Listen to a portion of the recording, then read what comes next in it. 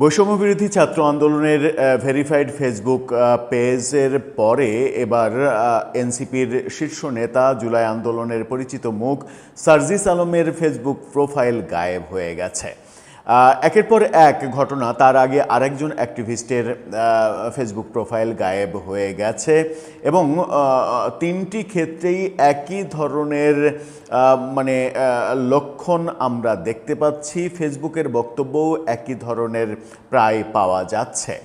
এই ঘটনাগুলো ফেসবুক নিজে থেকেই সত্যি করছে নাকি ঘটনাগুলো ঘটানো হচ্ছে? সারা পৃথিবীতে বিভিন্ন জায়গায় যে জঙ্গি সংগঠনগুলো যখন কোনো ঘটনা ঘটে পৃথিবীতে, তখন ওই ঘটনার দায় স্বীকার করার জন্য এক ধরনের হুমড়ি খেয়ে পড়ে। বাংলাদেশেও আমরা দেখেছিলাম যে হোলি আর্টিজান হামলার পরে একটা আন্তর্জাতিক জঙ্গি সংগঠন থেকে তার দায় স্বীকার করা হয়েছিল, যদিও তৎকালীন বাংলাদেশ সরকার সেটা আমলে নেয়নি। তারা বলেছিল স্থানীয় জঙ্গি সংগঠনগুলোর কাজ এটা। তার মানে দায় স্বীকার করার ব্যাপারটা বিশ্বব্যাপী এক ধরনের স্বীকৃত। সার্জিস আলমের এই ঘটনার পরে একটি গ্রুপ এই দায়টা স্বীকার করেছে বলে অনলাইনে প্রচারও করা হচ্ছে। কি হচ্ছে অনলাইন জগতে? অনলাইন জগৎটা ক্রমেই কি অনিরাপদ হয়ে উঠছে? সার্জিস আলমের ফেসবুক প্রোফাইল কেন গায়েব করে দেয়া হলো? চলুন একটু জেনে দেখি এই ভিডিওতে। থাকবেন পলিটিক্স টিভির নিয়মিত আয়োজনে।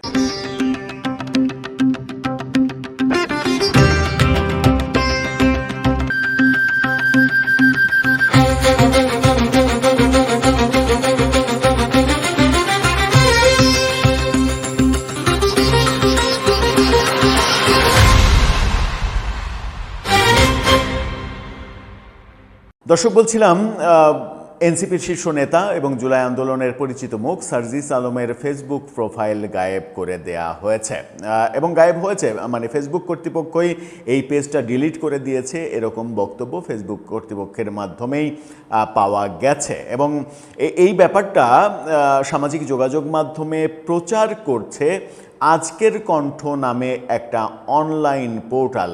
আমি নিশ্চিত নই যে এই অনলাইন পোর্টালের বাংলাদেশে নিবন্ধন আছে কিনা। তাদের কার্যক্রম যেগুলো লক্ষ্য করা যায়, সেই কার্যক্রমে আমরা দেখি তারা মূলত আওয়ামী লীগের অ্যাক্টিভিজমটাই করে যাচ্ছে। সুতরাং আওয়ামী লীগের পক্ষে একটা বড় ধরনের প্রচারণার কাজে একটা ওয়েবসাইটকে কাজে লাগানো হচ্ছে, একটা ফেসবুক পেজকে কাজে লাগানো হচ্ছে, এটা হতে পারে। তারা দাবি করছে নেটওয়ার্ক ৭১ নামের একটা প্ল্যাটফর্ম, একটা সংগঠন সার্জিস আলমের এই ফেসবুক প্রোফাইল গায়েব করে দিয়েছে এবং তার ক্রেডিটও তারা দাবি করেছে। সার্জিস আলমের এই ফেসবুক প্রোফাইল যে গায়েব করে দেয়া হলো, সেই ব্যাপারে তারা ফটো কার্ড, পরপর আমরা ৩টা ফটো কার্ড তাদেরকে প্রচার করতে দেখছি। সার্জিস আলমের ক্ষেত্রে যে ফটো কার্ডটা তারা ব্যবহার করেছে সেটা দেখে নিন। তারা আজকের কণ্ঠের নাম দিয়ে এই ফটো কার্ডটা প্রচার করছে। সার্জিস আলমের ভেরিফাইড আইডি উধাও, দায় নিল নেটওয়ার্ক ৭১। নেটওয়ার্ক ৭১ নামে একটা প্ল্যাটফর্ম এর দায় নিয়েছে বলে তারা দাবি করছে। এদিকে এর আগে যেটা হয়েছে, এই ফটোকার্ডে সার্জিস আলমের যে প্রোফাইল এবং সেখানে ফেসবুকের যে বক্তব্য, সেই বক্তব্যও প্রকাশ করা হয়েছে। ফেসবুক বলছে we removed MD Sarjis Alam's account from Facebook, thanks for reporting this, reports like yours help keep Facebook and Messenger safe and welcome for everyone. অর্থাৎ এটা যে রিপোর্ট করেই করা হয়েছে এটা মোটামুটি নিশ্চিত। এর আগে এই নেটওয়ার্ক ৭১ আরেকটা দাবি করেছে, সেটা হচ্ছে যে তাশফিকুর রবের ভেরিফাইড, এই ফটোকার্ডটা দেখে নিন, তাশফিকুর রব অনলাইন অ্যাক্টিভিস্ট, তার ভেরিফাইড ফেসবুক অ্যাকাউন্টও গায়েব হয়ে গেছে। ফেসবুক সেটা ডিলিট করে দিয়েছে এবং সেটাও রিপোর্ট করে নেটওয়ার্ক ৭১ এই কাজটা করেছে বলে তারা দাবি করেছে। এর আগে আপনারা একটু দেখে নিতে পারেন বৈষম্য বিরোধী আন্দোলনের যে ফেসবুক পেজ গায়েব হয়ে গেল, ফেসবুক থেকেই এটা ডিলিট করে দেওয়া হলো, সেই দায়ও আমরা দেখছি যে নেটওয়ার্ক ৭১ নিচ্ছে বলে আজকের কণ্ঠ দাবি করছে।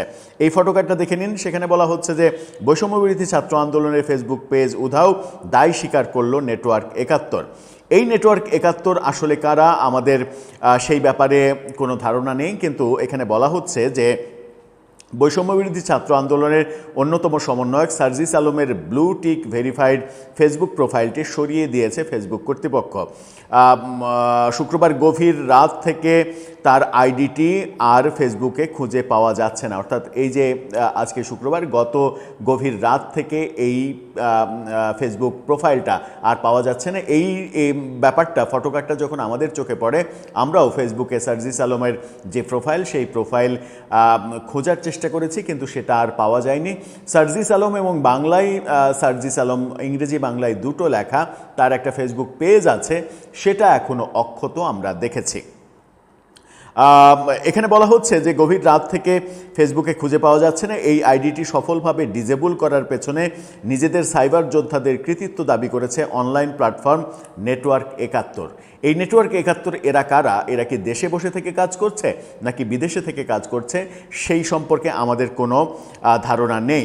তারা দাবি করছে নেটওয়ার্ক ৭১-এর সাইবার স্ট্রাইক।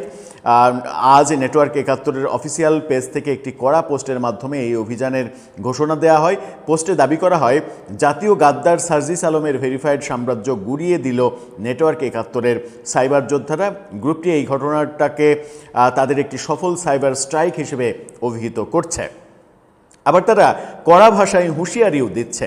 নেটওয়ার্ক ৭১ তাদের পোস্টে সার্জিস আলমকে জাতীয় গাদ্দার, জঙ্গি এবং বেইমান হিসেবে উল্লেখ করে জানাচ্ছে, বাংলার মাটিতে বেইমানি আর দালালি করে পার পাওয়া অসম্ভব। সাইবার আঘাতে তথাকথিত অনলাইন দাপট এখন আস্থা করে। বেইমানদের আইডির দাফন সম্পন্ন করতে আমরাই যথেষ্ট। তারা আরও যোগ করেছেন, সেখানে দাবি করেছেন এটি কেবল শুরু এবং সামনের দিনগুলোতে আরও বড় খেলা হবে। আইডি অপসারণের কারণ ফেসবুক যেটা জানাচ্ছে, ফেসবুক কর্তৃপক্ষের একটি সাপোর্ট মেসেজ থেকে নিশ্চিত হওয়া গেছে ব্যাপক হারে মাস রিপোর্টিংয়ের ফলে মেটা কর্তৃপক্ষ সার্জিস আলমের অ্যাকাউন্টটি তাদের প্ল্যাটফর্ম থেকে সরিয়ে নিয়েছে। আইডি উধাও হওয়ার আগে সার্জিস আলমের শেষ পোস্ট যেটা ছিল সেটা হচ্ছে ওসমান হাদি হত্যার বিচার চায়। ধারণা করা হচ্ছে তার সাম্প্রতিক কিছু কর্মকাণ্ড এবং অবস্থানের কারণে সাইবার অ্যাক্টিভিস্টদের একটি বড় অংশ ক্ষুব্ধ হয়ে এই সম্মিলিত আক্রমণ করেছে। নেটওয়ার্ক ৭১-এর পরবর্তী যে লক্ষ্য, সেই লক্ষ্য সম্পর্কে আজকের কণ্ঠ তাদের ফেসবুকে দাবি করছে যে নেটওয়ার্ক ৭১ তাদের অনুসারীদের উদ্দেশ্যে বলেছে, আসল খেলা তো কেবল শুরু, পরবর্তী টার্গেটের জন্য চোখ রাখুন আমাদের পেজে। এই ঘোষণার পর সোশ্যাল মিডিয়ায় নতুন করে তোলপাড় শুরু হয়েছে এবং অন্যান্য প্রভাবশালী ব্যক্তিদের প্রোফাইল নিয়েও উদ্বেগ তৈরি হয়েছে। এর আগে এই সার্জিস আলমের আগে অ্যাক্টিভিস্ট তাসফিকুর রবের ভেরিফাইড আইডিও একইভাবে সরিয়ে দেওয়ার দাবি করেছিল নেটওয়ার্ক ৭১। তার আগে বৈষম্যবিরোধী ছাত্র আন্দোলনের ফেসবুক পেজ গায়েব করার দাবিও তারা করেছিল বলে আমরা এই আজকের কণ্ঠের বক্তব্যে পাচ্ছি। এই আজকের কণ্ঠ যেটা বলছিলাম সেটা বাংলাদেশের নিবন্ধিত ওয়েবসাইট কিনা, পোর্টাল কিনা আমাদের জানা নেই, সম্ভবত নিবন্ধিত না। এবং এই যে নেটওয়ার্ক ৭১ এরা এরা কি দেশে বসে থেকে এই কাজ করছে নাকি বিদেশে বসে থেকে কাজ করছে সেটাও আমাদের জানা নেই। তার মানে অনলাইনে এক ধরনের খেলা শুরু হয়েছে। সেই খেলাটাকে আমরা কি সুস্থ খেলা বলতে পারি? আমার মনে হয় যে সুস্থ খেলা নয়। এখন পাল্টা খেলা যদি শুরু হয়, মানে সার্জিস আলমের পক্ষের অ্যাক্টিভিস্টরা যদি আবার পাল্টা খেলা শুরু হয়, তাহলে আবার কাদের ফেসবুক আইডি পেজ গায়েব হয়ে যায় সেটাই দেখার বিষয়। ব্যাপারটা খুব ভালো দিকে গড়াচ্ছে বলে মনে না হলেও এই সাইবার অ্যাটাকের কিংবা সাইবার যুদ্ধের ব্যাপারটা এটা বাংলাদেশেই শুধু ঘটছে এমন না, সারা পৃথিবীতে এটা একটা কমন ব্যাপার। এখানে যারা যত শক্তিশালী তারা ততটা শক্তিমত্তা জাহির করার চেষ্টা করেন। কেউ হারেন, কেউ জেতেন, এটাই তাদের খেলা, এটাই তাদের নেশা। তবে খেলাটা এবং নেশাটা আমাদের পেয়ে বসলে হয়তো আরও অনেকের ফেসবুক আইডি পেজ এগুলো গায়েব হতে দেখব আমরা। দর্শক, আপনার মতামত জানিয়ে লিখতে পারেন আমাদের কমেন্ট বক্সে।